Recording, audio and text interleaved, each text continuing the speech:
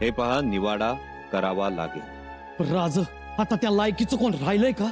असं वाटतं. आम्हालाही वाटतं रायप्पा, आम्हालाही वाटतं की या क्षणी जावं, उपसावी तलवार आणि उडवावीत कारभाऱ्यांची मस्तक. पण तो केवळ अविचार ठरेल. असं केल्यानं रयतेला कारभाऱ्यांचे गुन्हे दिसणार नाही, दिसेल ती फक्त आमची रक्त भरली तलवार. रयतेला आमच्या हृदयातली खंत ऐकू जाणार नाही, पण कारभाऱ्यांचे हंबरडे आक्रोश मात्र ऐकू जातील. आणि म्हणूनच आम्हाला वाटतं की या कारभाऱ्यांचा निवाडा व्हावा. दिरंगाई होईल राजन. होईल, दिरंगाई होईल कविराज, पण निवाडा झाला तरच कारस्थानांचे कारनामे रयतेला कळतील, कळावेत. कविराज, म्हणूनच आम्हाला वाटतं जे व्हायचं असेल ते जनता जनार्दना समोर व्हावं. कारण आमच्या नावानं इतिहासाची पानं मलिन झालेली नको आहेत आम्हाला. शिवपुत्र आहोत आम्ही. हे असे मजकूर आमची बदनामी तर करतीलच, परंतु सूर्यापोटी शनिचर जन्माला आला म्हणून छत्रपतींची सुद्धा बदनामी करतील. एक गोष्ट सगळ्यांनी लक्षात घ्या, शस्त्राची धार फार काळ टिकत नाही, शास्त्र मात्र शतकानुशतक टिकतं, चालतं, जनमानसात रुजतं. शास्त्रातल्या या अशा मजकुरांनी इतिहासाची पानं मलिन होतात, खराब होतात, आणि ती दुरुस्त करणं केवळ अशक्य. म्हणूनच आमची प्रतिमा शीघ्रकोपी, संतापी अशी होण्यापेक्षा संयमी, न्यायी व्हावी. राजा, असं करायची कोणाची हिंमत? रायप्पा, कविराज, खरं सांगायचं तर आम्हाला सुद्धा उबग आलाय आता या सगळ्या गोष्टींचा. उधाणलेल्या समुद्रात शीड फाटलेल्या आणि नांगर तुटलेल्या गलबतासारखं किती काळ हेलकावे खात राहावं आम्ही. आता बस, आता आम्हाला हे सगळं थांबवायचं आहे. आमच्या विरोधात होणाऱ्या कारस्थानांना आम्ही रायगडाच्या पायाखाली गाडणार आहोत. आमच्या मनुष्य निर्मित दुर्दैवाला रोखणार आहोत. पितुरेचा हा अध्याय कायमचा संपवणार आहोत, आणि तेही स्वराज्याच्या रयतेसमोर, रयतेला साक्षी ठेवून, न्यायाचा उचित सन्मान ठेवून आणि कारभाऱ्यांची चूक त्यांच्या लक्षात आणून देऊन.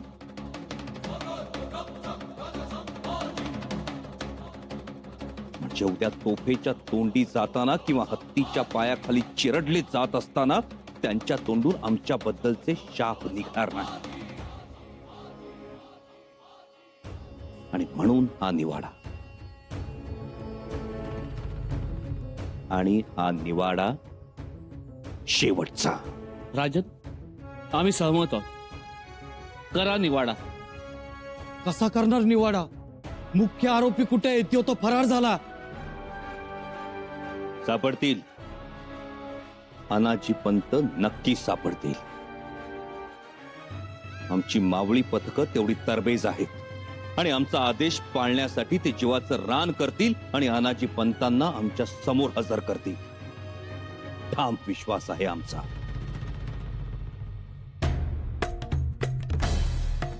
पंत, पंत ऐका, ऐका पंत, दर्याची गाज ऐकू यायला लागली. म्हणजे आपण जवळ आलो तर वय, सिद्धीच्या हद्दीत आलो आपण. आता ठरल्या ठिकाणी पोहोचणार आपण. आता आपल्याला कोणीही हात लावू शकणार नाही. बरं झालं तुम्ही मावळ्याच्या हाती लागला नाही. आताही नाही, आणि यापुढेही हाती लागणार नाही. पण काय? आपण सिद्ध्याला शरण गेलोय हे कुणाला कळता कामा नये. कुणालाच कळणार नाही, कुणाला माहिती बी पडणार नाही.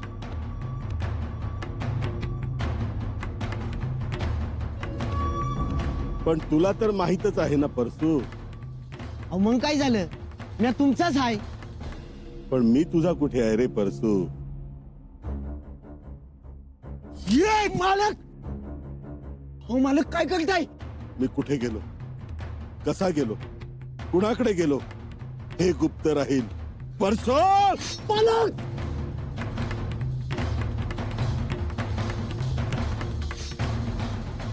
येतो मी परसू.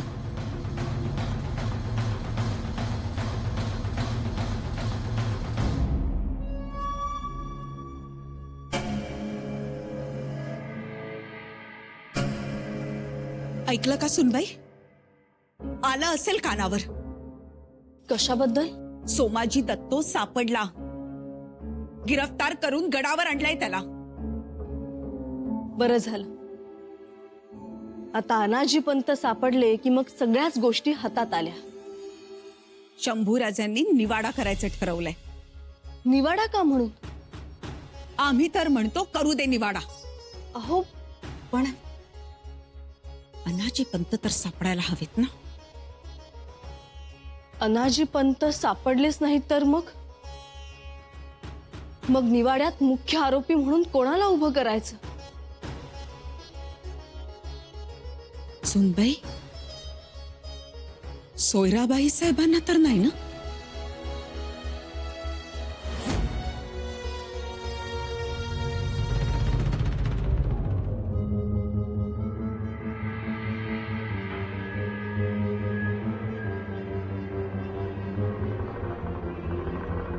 मला वाटलं मीच सापडलो, पण तुम्ही सापडलात.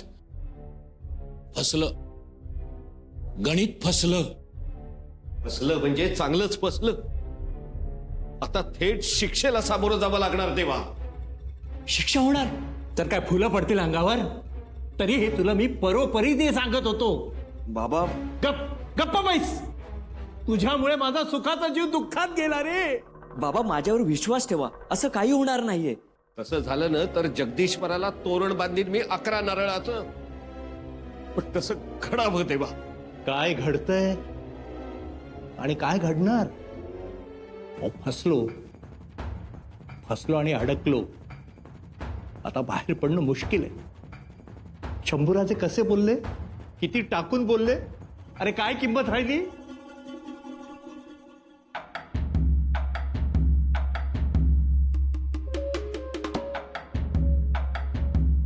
बाळाजी पंत, एवढं मन हलकं करू नका. अहो काही होत नाही. ताणून ताणून धरलं आपल्याला. हो, आपल्याला धरलं, पण दादा अजून बाहेरच आहे ना. आहेत बाहेर. मग अहो ते काही ना काही मार्ग काढणार. काय मार्ग काढणार आणि कधी काढणार? फासावर गेल्यावर? आता कोणीही मार्ग काढू शकत नाही देवा. हे बघा, माझ्यावर विश्वास ठेवा. अहो दादा आहे तो. अहो त्याची बुद्धी अतिशय तीक्ष्ण आहे. निश्चिंत राहा तुम्ही. दादा करायला आणि तुम्ही सावरायला.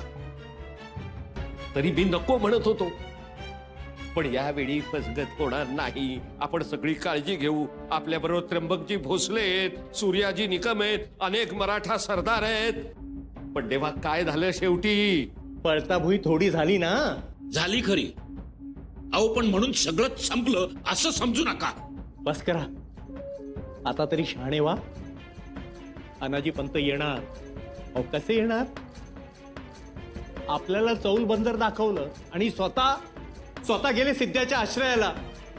अहो हा काय खरेपणा? हे बघा, एक शब्द बोलू नका सोमाजी.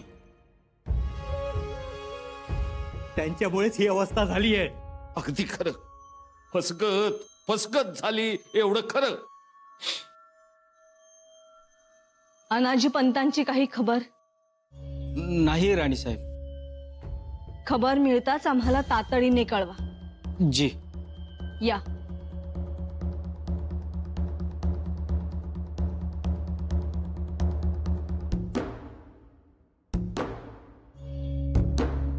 राणीसाहेब मुजरा.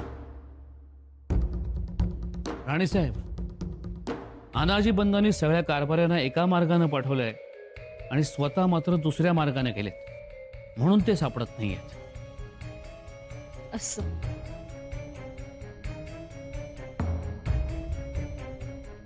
हे काय घेऊन आलात? हे आरोपपत्र आहे आणि यात आरोपींच्या नावांची यादी आहे. कोणाकोणाची नावं आहेत आरोपींच्या यादीत? वाचून दाखवू? दाखवा. आम्हाला तरी समजू देत.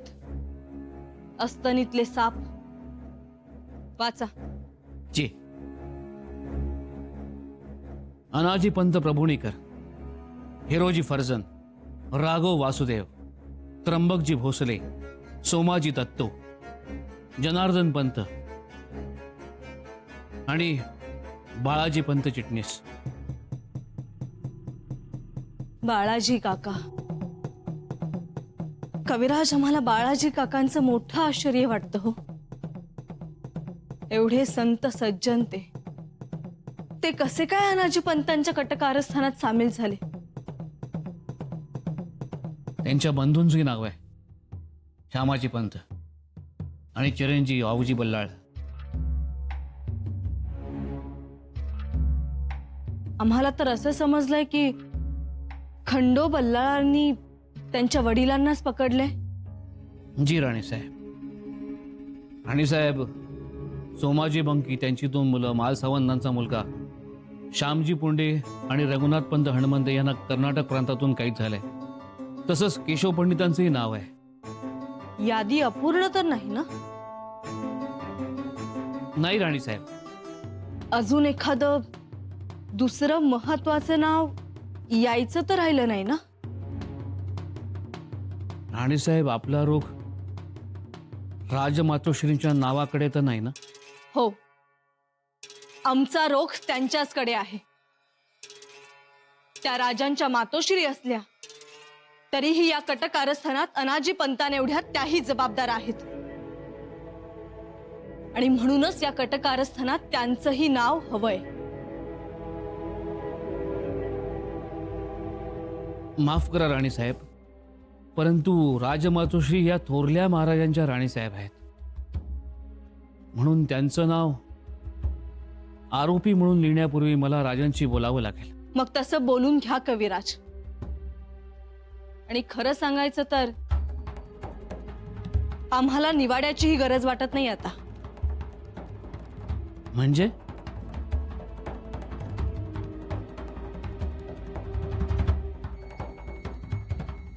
ते आम्ही राजांशीच बोलू. अनाजी पंत आले नाहीत अजून. ते येतील ना? येतील. कोणाला नसली तरी मला खात्री आहे. मला तर खात्री आहे शिक्षेची. शिक्षा अटळ आणि आपलं मरणही अटळ. अहो बाबा, शुभ बोला. मी खूप शुभ बोलेन रे माझ्या तोंडानं, पण तोफेचं तोंड शुभ बोलणार आहे का? तोफेचं तोंड ही आगीच्या गोळ्याचीच भाषा बोलणार ना? म्हणजे तेव्हा आपल्याला तोफेच्या तोंडी देणार. हिरोजी रावांना तोफेच्या तोंडी देणार. मला तोफेच्या तोंडी आणि तुम्हाला माझा कडे लोट पोत्यात घालून टाकतील खाली. कोणालाही सापडणार नाही मी. आणि जनार्दन पंतसनी त्यांना काळ कोठडी. म्हणजे देवा, मला काळ कोठडी? हो, तुम्हाला आणि मला हत्तीचा पाय सोसवणार नाही ना. बाळाजी पंत, तुम्ही स्वतः घाबरताय आणि दुसऱ्यांनाही घाबरवताय. हो, घाबरलो. दुसरं काय करणार? शंभूराजे काय बोलले आम्हाला? त्यांच्या डोळ्यातनं ठिणग्या पडत होत्या. नुसत्या ठिणग्या पडत होत्या. हे बघा, शंभूराजांचं रागवणं समजू शकतो मी. ते रागावले म्हणून काय झालं, पण दादा जेव्हा येईल तेव्हा तयारीतच येणार. दादा आहे तो. तुम्हाला भेटायला येत आहेत. बघा, म्हणाला नव्हतं मी. कवी कलश येत आहेत. कविराज,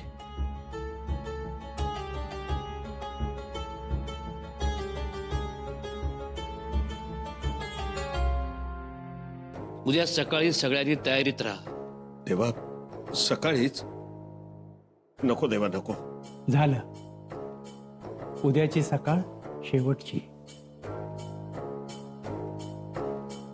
उद्या सकाळी तुमचा निवाडा होणार आहे. ऐकलं का? निवाडा होणार. पण अनाजी पंत कुठं आहे? अनाजी पंत असले नसले, निवाडा हा होणारच. तेव्हा तयारीत राहा.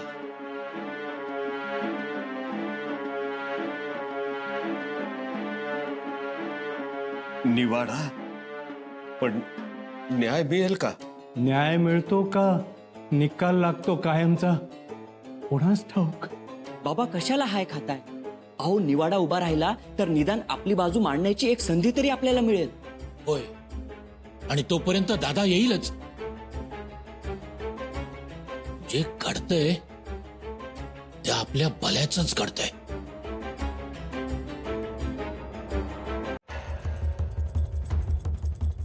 निवाड्याची गरज होती? कशाला निवाडा करायचा? कोणी सांगितलं निवाडा करायला? राजे, राजे थांबवा हे सगळं आता. राणीसाहेब, हा निवाडा रद्द करावा अशी विनंती आहे आमची. राणीसाहेब, तसं करता येणार नाही. एवढा मोठा द्रोह, एवढी मोठी साजिश, भयंकर कारस्थान, रयतेचं हे राज्य चोराला द्यायला तयार झालेले हे अस्तनीतले साप, यांच्यासाठी निवाडा करायचा? नको राजे, रद्द करावा तो निवाडा.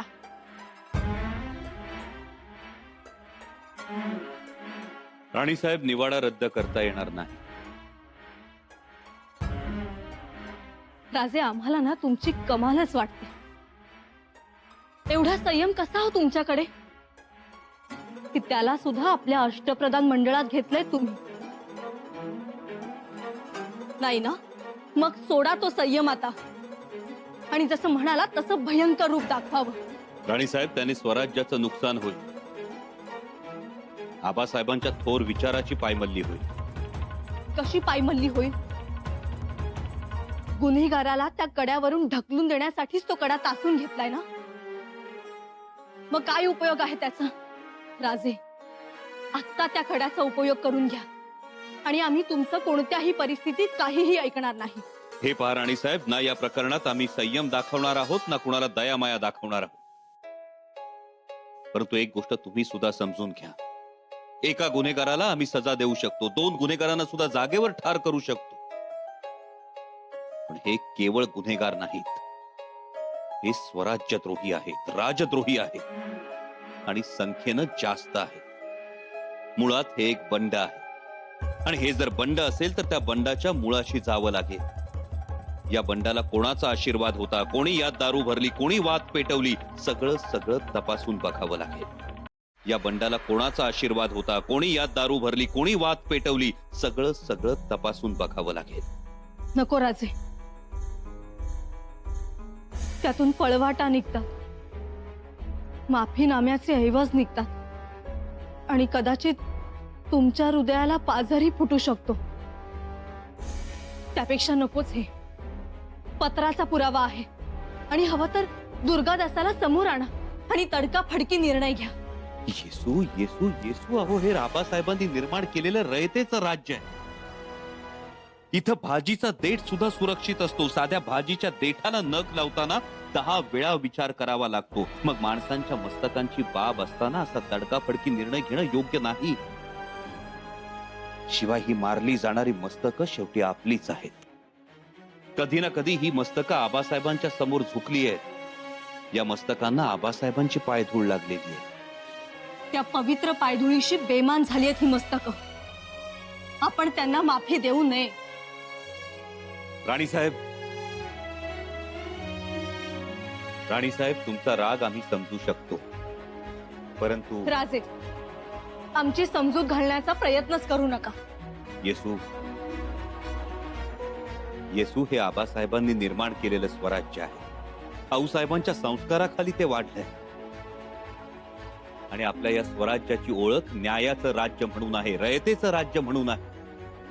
हे श्रींचं राज्य आहे, त्यामुळे इथं कुणाचाही आवाज दाबला जात नाही, तर बोलण्याची संधी दिली जाते.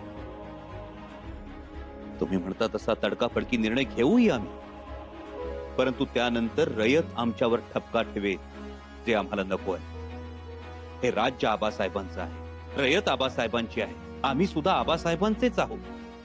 त्यामुळे जे काही खरं खोटं व्हायचं असेल ते रयतेच्या समोर, रयतेच्या साक्षीनं होऊ द्या. गुन्हा सिद्ध झाला तर कोणालाही माफ केलं जाणार नाही, हा आमचा शब्द आहे. पण त्यासाठी निवाडा करावा लागेल आणि तोही तटस्थपणे. छत्रपती म्हणून आमची हीच भूमिका राहील. हा झाला तुमचा मोठेपणा, परंतु एवढा तटस्थपणे निवाडा करणार कोण? श्री सखी राज्ञी जयती.